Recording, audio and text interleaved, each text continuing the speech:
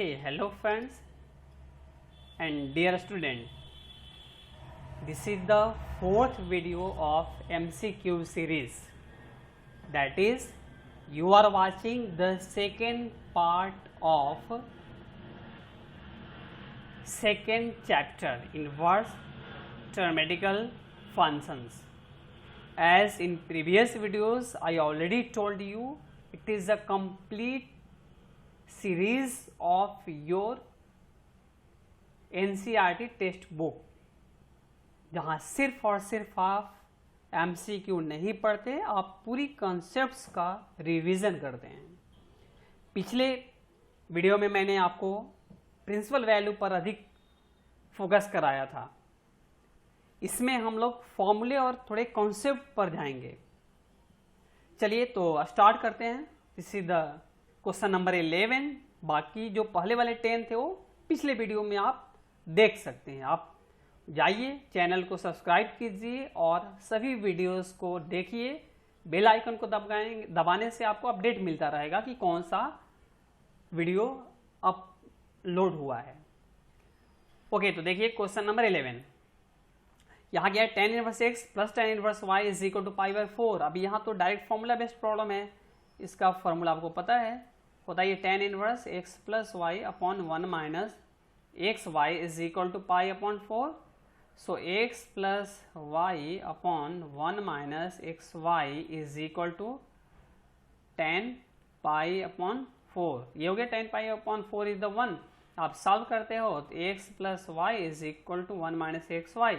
So finally what we have, x plus y minus xy will be equal to 1. So answer is the C. देखते हैं next question क्या आता है। आप ध्यान से देखिए और समझने की कोशिश कीजिए। cos sec inverse 2 plus cos sec inverse alpha, ये तो मैंने लास्ट में जो फॉर्मूले समझाया था आपको वही है, उसी फॉर्मूला पर बेस्ड है। sec inverse plus cos sec inverse alpha will be equal to pi by 2। अब आप देखो यहाँ से आपको कुछ समझ में आ रहा है।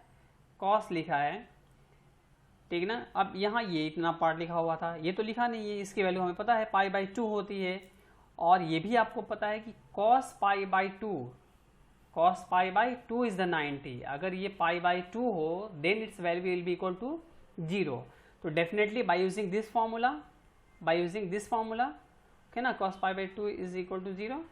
Bye using this formula we know the alpha must be equal to 2। So your answer will be what, 2 लिखेंगे तभी होगा। Sec inverse 2 plus cos sec inverse 2 is pi by 2, cos pi by 2 will be equal to 0। Okay, ठीक है। आप देखते हैं 13 देखिए। इसमें मेनली आप क्या कीजिए ना, इनवर्स ट्रायंगुलर फंक्शन में जो tan इनवर्स का फॉर्मूला आप उसे याद रखिए and then convert all sine और कॉस और in other triangular inverse function into the tan inverse function. Let's see what is the question number 13. Sin inverse x plus sin inverse y is equal to pi by 2. Then what will be the cos inverse? यहाँ आप जो है एक basic formula आपको जो भी थोड़ी देर पहले हमने जो फॉर्म डिस्कस किया था वहीं से ला सकते हैं। What is sin inverse x को cos में कन्वर्ट करना है, तो sin inverse x will be pi by 2 minus cos inverse x. And sin inverse y will be what, pi by 2 minus cos inverse y। अब इसे आप solve कर लो, पाई by 2 cancel. इसे जब आप सॉल्व करेंगे तो कितना हो जाएगा, cos inverse x plus cos inverse y। नहीं आगे अभी दिखाऊँ, चलिए आपकी मर्जी, आगे भी सॉल्व कर देता हूँ। तो आप देख रहे हो यहाँ से भी पाई बाई 2 ही आ गया, ठीक है। 13 का option number C the correct answer. तो आप ये भी ध्यान रख सकते हो, sine inverse x plus cos inverse y is pi by 2, then cos inverse x plus cos inverse y will be also pi by 2। Okay, next the principal value of this one. देखिए principal value का question बार बार exam में पूछे जाते हैं, इसलिए मैंने इस वीडियो में भी ले लिया इसका question. Principal value tan inverse का मैंने बताया था आपको कि फर्स्ट और फोर्थ कोऑर्डिनेट में आंसर देना है tan इनवर्स का, और सेक इनवर्स का आंसर फर्स्ट और सेकंड में देना है। आपको अगर ये बात समझ में नहीं आ रही है तो इसका पिछला वीडियो देखिए, lecture number 3, the first part of the second chapter.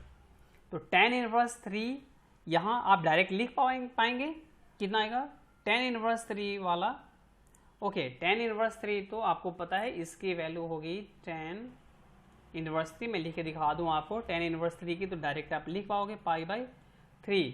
अब सेक वाला थोड़ा आपको हो सकता है कन्फ्यूजन हो, सेक इनवर्स माइनस थीटा, तो ये फॉर्मूले से आप डायरेक्ट लिखो, it will be the what pi only, pi minus sec inverse 2, ये फॉर्मूला आप कन्वर्ट कर सकते हैं, पाई माइनस सेक इनवर्स 2। और सेक इनवर्स 2 किसकी वैल्यू है बताएंगे, सेक इनवर्स 2 π/3। ओके, तो इट्स पाई माइनस π/3, तो फाइनली क्या आ जाएगा, आप इसमें ऐड कर लो this value minus this value, आप ट्राई कीजिए, सॉल्व कीजिए, तो आपको पता चलेगा। सिर्फ सब्ट्रैक्ट करना है और कुछ नहीं करना, थोड़ा सा मेहनत तो करना पड़ेगा ना, सीखना है तो। चलिए, तो क्वेश्चन नंबर 14, इसका आंसर -π/3 आ जाएगा। क्या आएगा, -π/3, तो answer is a. Next question number 15, the simplest form वाला क्वेश्चन बार बार एग्जाम में आते हैं, आपको ध्यान रखना है। यहाँ पर जो मैंने पिछले वीडियो में बताया था 5 स्टार फॉर्मूले, उससे रिलेटेड सभी फॉर्मूले को याद कर लीजिए, आप जैसे भी याद कीजिए, आपका काम है ये, तभी आप आगे बढ़ पाएंगे। तो इसका फॉर्मूला cos x है और 1 - sin x है, इसको सिंपलेस्ट फॉर्म में लाना है, तो आप ट्वाइस वाले फॉर्मूले में जाओ और ये यूज़ करो, cos square x/2 minus sign square x/2, नहीं हाफ एंगल फॉर्मूला अप्लाई करने हैं। 1 माइनस साइन x वाला, यहाँ भी इसके भी 1 को भी आप चेंज कर सकते हैं, ओके चेंज कर लीजिए। ये जो 1 लिखा था ना, इसको ये काम करते हैं, ये 1 को हम लिख लेते हैं सीधे cos square x/2 plus sine square x/2, sine cos square theta plus sine square theta is the 1, वो वाला कॉन्सेप्ट लिया मैंने।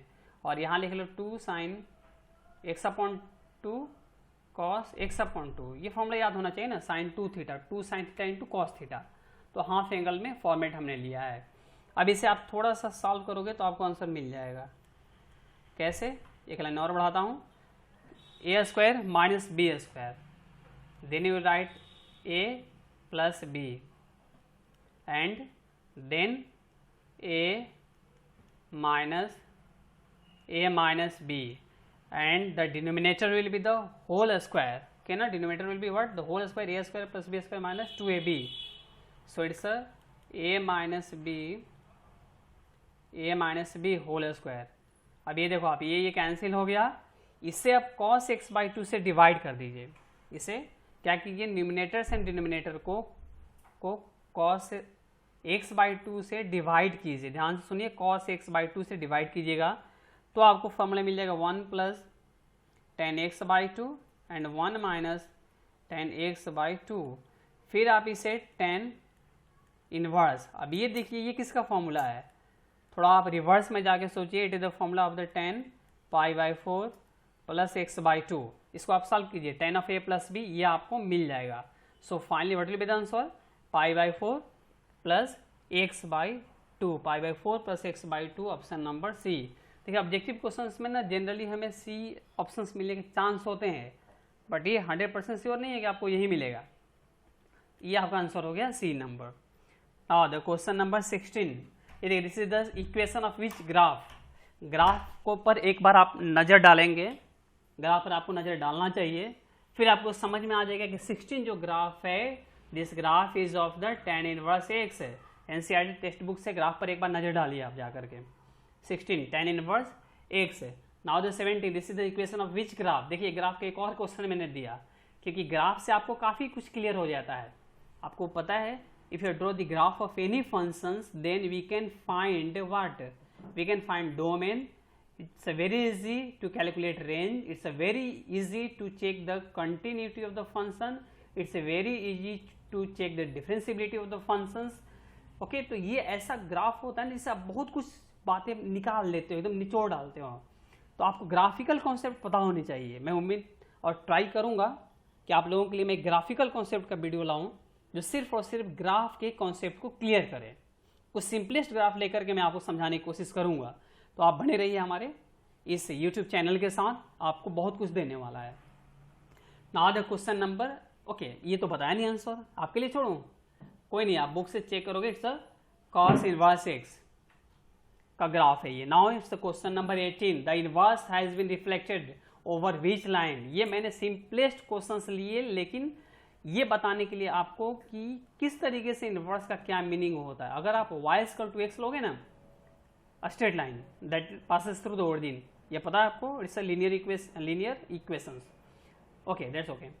तो जब भी आप रिफ्लेक्शन की बातें करोगे, reflection in case of the graph, the reflection will be reflected over the line y = x। तो ये आप ध्यान रखोगे, इट विल बी आंसर इधर 18 का A। Okay, now the second last, if 3 tan inverse x plus cot inverse x is pi, then the value of x is what?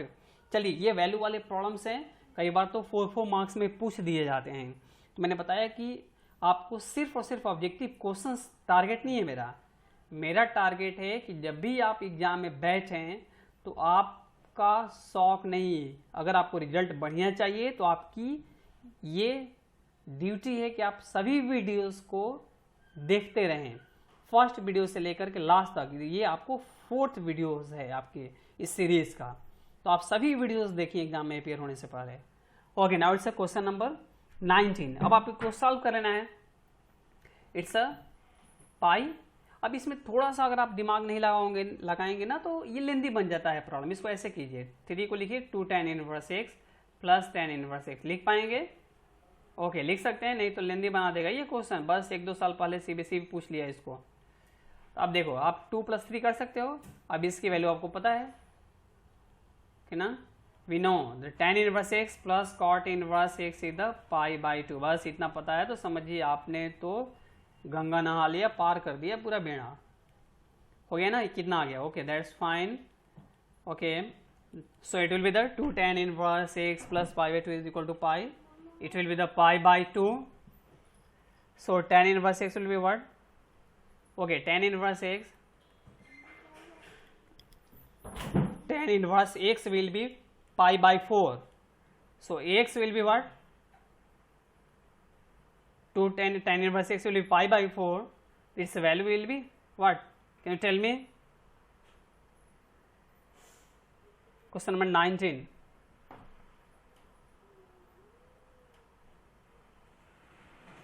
One. Okay. Very good. Answer is the C. Now the last question, the value of typing mistake है, इसको आप देख लेंगे। The value of tan square sec inverse 2 plus cot square cosec inverse 3 is what? Question number 20. आप इसे solve कीजिए। tan square है, tan square को आप पहले sec स्क्वायर में कन्वर्ट कर डालिए। ये कितना हो जाएगा? tan को आप sec में कन्वर्ट कीजिए, it's a sec square tan square will be what?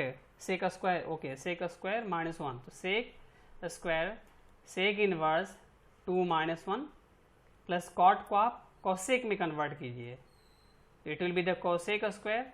आप इससे एंगल से परेशान नहीं होना, इसको आप रहने दीजिए ऐसे ही। It's a -1, then what? It will be okay, sec inverse cancel, it's 2 square -1 plus 3 square -1, then what? The answer is the finally 11. Okay na, when you solve this one it will be equal to the 11. Okay, that's fine. तो ये last question था। आप subscribe कीजिए channel और देखते रहिए MCQs की ये सीरीज, सिर्फ और सिर्फ आपके लिए, आपके दोस्तों के लिए, इसलिए उन्हें भी बताइए, सबको इसका बेनिफिट मिलना चाहिए। Okay,